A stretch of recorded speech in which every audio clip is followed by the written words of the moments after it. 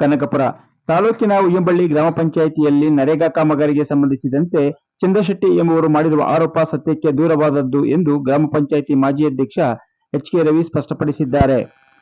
ಉಯ್ಯಂಬಳ್ಳಿ ಗ್ರಾಮ ಪಂಚಾಯಿತಿ ಮುಂಭಾಗ ಪತ್ರಿಕಾ ಹೇಳಿಕೆ ನೀಡಿ ಮಾತನಾಡುತ್ತಾ ಚಂದ್ರಶೆಟ್ಟಿಯವರು ವೈಯಕ್ತಿಕ ದ್ವೇಷದಿಂದ ಆರೋಪ ಮಾಡಿದ್ದಾರೆ. ಗ್ರಾಮ ಪಂಚಾಯಿತಿಯಲ್ಲಿ ನರೇಗಾ ಕಾಮಗಾರಿಯಲ್ಲಿ ಅವ್ಯವಹಾರ ನಡೆದಿದೆ ಎಂದು ಆರೋಪಿಸಿದ್ದಾರೆ. ಆದರೆ ದುರದೃಷ್ಟಕರ ಸಂಗತಿ ಎಂದರೆ ಇದೇ ಚಂದ್ರಶೆಟ್ಟಿ ಎಂಬುವರು ಒಬ್ಬರೇ ಬೇರೆ ಬೇರೆಯವರ ಹೆಸರಿನಲ್ಲಿ 10 ಲಕ್ಷ ವೆಚ್ಚದಲ್ಲಿ 9 ಕಾಮಗಾರಿಗಳನ್ನು ಮಾಡಿರುವುದರ ಮೂಲಕ ಅಕ್ರಮವೆಸಗಿದ್ದಾರೆ ಎಂದು ಎಚ್.ಕೆ. ರವಿ ಆರೋಪಿಸಿದ್ದಾರೆ. ಉಯ್ಯಂಬಳ್ಳಿ ಗ್ರಾಮ ಪಂಚಾಯಿತಿಯಲ್ಲಿ ಪಕ್ಷಭೇದ ಮರೆತು ನರೇಗಾ ಕಾಮಗಾರಿಗೆ ಅನುಮೋದನೆ ನೀಡಲಾಗಿದೆ.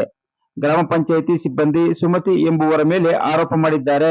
ಇವರ ಪತಿಯ ತಮ್ಮ ಸ್ವಂತ ಜಮೀನಿನಲ್ಲಿ ವೈಯಕ್ತಿಕ ಕಾಮಗಾರಿ ಕೆಲಸ ಮಾಡಿದ್ದಾರೆ.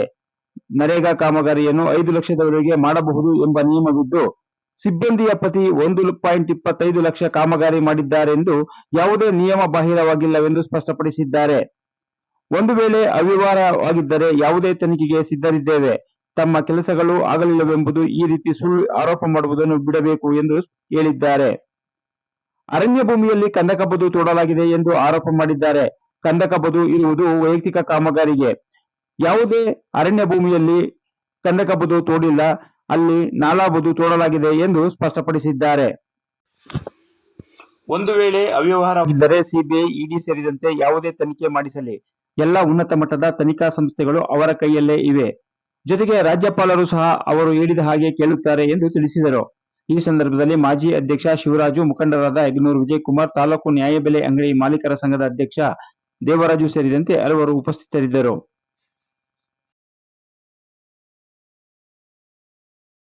ಬಟ್ ಅದಿಲ್ಲ ಅಂತ ಪ್ರೂವ್ ಮಾಡೋರು ಎಲ್ಲರೂ ಕಾಮಗಾರಿ ಮಾಡೋರು. ಯಾರು ಮನೆ ಲೋನ್ ಕೊಟ್ಟಿಲ್ಲ ಅಂತ ಹೇಳಿ, ಯಾರಿಗೆ ಈ ಥರ ಕೆಲಸ ಕೊಟ್ಟಿಲ್ಲ ಅಂತ ಹೇಳಿ, ಅವ್ರು ಬಂದು ಕೆಲಸ ಕಾನೂನು ಪ್ರಕಾರ ಏನಿದೆಯೋ ಅದು ಮಾಡಲಿ. ಅವ್ರ ಜಮೀನು ಹತ್ರ ಕೆಲಸ ಮಾಡ್ತೀವಿ, ಯಾರು ಬೇಡ ಅಂತ ಹೇಳಲ್ಲ.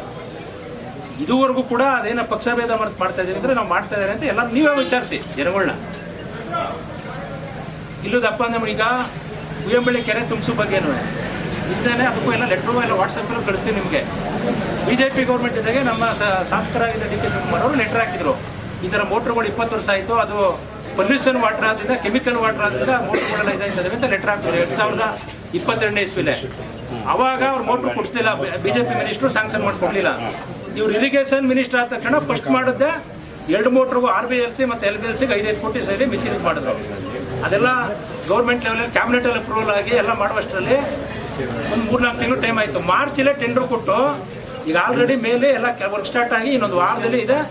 ಇರಿಗೇಷನ್ ಮಿನಿಸ್ಟರ್ ಆದ ಡಿ.ಕೆ. ಶಿವಕುಮಾರ್ ಅವರು, DCM ಅವರು ಬಂದು ನಾಲೆಗಳಿಗೆ ನೀರು ಹರಿಸೋಕ್ಕೆ ಅದು 20 ವರ್ಷದಿಂದ ಓಡ್ತಾ ಇದ್ದೋ. ಕೆಮಿಕಲ್ ಇದರಿಂದ ಅವೆಲ್ಲ ತಿನ್ಕೊಂಡ್ಬಿಟ್ಟಿದೆ ಮೋಟ್ರು. ಅದಕ್ಕೆ 2ಕ್ಕೂ ಹೊಸ ಮೋಟ್ರುಗಳನ್ನ ಇವ್ರು ಮಿನಿಸ್ಟರ್ ಆಗಲಾಗೆ 5-5 ಕೋಟಿ ವೆಚ್ಚದಲ್ಲಿ 2ಕ್ಕೂ ಹೊಸ ಮೋಟ್ರಿಗೆ ಇದು 20 ವರ್ಷ ಸಮಸ್ಯೆ ಬರಲ್ಲ. ಅದನ್ನು ಈ ತಿಂಗಳು ಕೊನೆ ಒಳಗಡೆ ಎಲ್ಲರಿಗೂ ನಾಲೆಗೆ ನೀರು ಹರಿಸೋಕ್ಕೆ DCM ಸಾಹೇಬ್ರು ಬಂದು ನೀರು ಹರಿಸ್ತಾರೆ.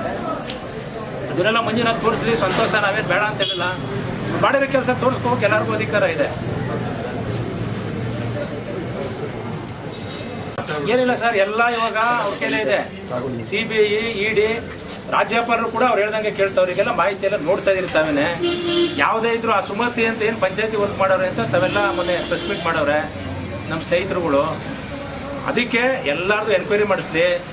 ಅದೇ ಆ ಚಂದ್ರು ಅಂತ ಏನು ಅಪಾದನೆ ಮಾಡೋಣ, ಅವಳೇನಾದ್ರು ಆ ಥರ ತಗೊಂಡಿದ್ರೆ ಅವಳ ಮೇಲೆ ಹೋಗಿ ಕೇಳ್ತಾನೆ ಇರಲಿಲ್ಲ. ಅವಳು ಏನಾದ್ರು ಕಳ್ಳೆ ಆಗಿದ್ರೆ ಅವಳು ಹೋಗಿ ನೀನು ಯಾಕಪ್ಪ ನಾನು ಹೇಳ್ದವ್ರು ಹಿಂಗೆ ಎಲ್ಲ ಹೋಟ್ಲುಗಳು ತಗೋ, ಟಿವಿಗಳು ತಗೋ, ನಮ್ಮ ಮರ್ಯಾದೆ ಕಳೀತಾ ಇದೆ, ನಾವು ಯಾವುದೂ ತಗೊಂಡಿಲ್ಲ ಅಂತ ಇದೆಲ್ಲ ದಾಖಲೆ ಕೊಡ್ತೀವಿ. ಅವರು ಇದುವರೆಗೂ ಅವ್ರವ್ರ ಯಜಮಾನರು 1,07,20 ರೂಪಾಯಿ ತೊಗೊಂಡವ್ರು. ಅವರು ಎಲ್ಲ ಎನ್ಕ್ವೈರಿ ಮಾಡಿದ್ವಿ. ತಗೋಬೋದು 5 ಲಕ್ಷದವರೆಗೂ ಇಂಡಿವಿಜುವಲಲ್ಲಿ ತಗೊಳ್ಳೋಕೆ ಅವಕಾಶ ಇದೆ.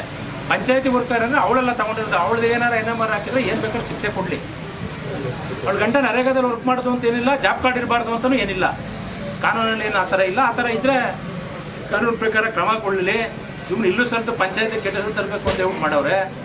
ಇವೆಲ್ಲ ಇಡೀ ಪಂಚಾಯತಿಲಿ ಕೇಳಿ 911 ಬೇರೆ ಕಡೆ ಎಲ್ಲ ಏನೇನು ಮಾಡ್ತಾರೋ ಗೊತ್ತಿಲ್ಲ. 15 ವರ್ಷದಿಂದ ಒಬ್ಬರೇನಾರ 911ಗೆ 100 ರೂಪಾಯಿ ಕೊಟ್ಟವ್ರೆ ಅಂತ ಹೇಳಿದ್ರೆ ಅದಕ್ಕೆ ನಾವು ಬೇಕಾದ್ರೆ ಯಾವುದೇ ಇದು ಶಿಕ್ಷೆ ಅನುಭವಿಸೋಕ್ಕೂ ರೆಡಿ ಇದ್ದೀವಿ. ಅದು ಬಿಟ್ಟು ಬರೀ ಸುಳ್ಳು ಆಪಾದನೆ ಮಾಡಿಕೊಂಡು ಸುಳ್ಳು ಹೇಳ್ಕೊಂಡು ತಿರ್ಕೊಂಡು ಅವ್ರು ಅದು ಮಾಡೋ ಬದಲು ಅವ್ರಿಗೂ ಒಂದು ಜನ ಅಧಿಕಾರ ಕೊಟ್ಟವ್ರೆ, ಅದ್ರ ಬದಲು ಜನ ಒಳ್ಳೆ ಕೆಲಸ ಮಾಡಲಿ ಅಂತೇಳಿ ಆ ಸ್ನೇಹಿತರಿಗೆಲ್ಲ ಹೇಳಿ ಇಷ್ಟು ಮಾತಾಡಿ ಅವರು ಅಪಾದನೆ ಮಾಡಿದ್ದಕ್ಕೋಸ್ಕರ ಈ ಪ್ರೆಸ್ ಮೀಟ್ ಮಾಡ್ತಾ ಇದೀವಿ. ದಾಖಲಾತಿದೆ ಅಂತ ಹೇಳಿ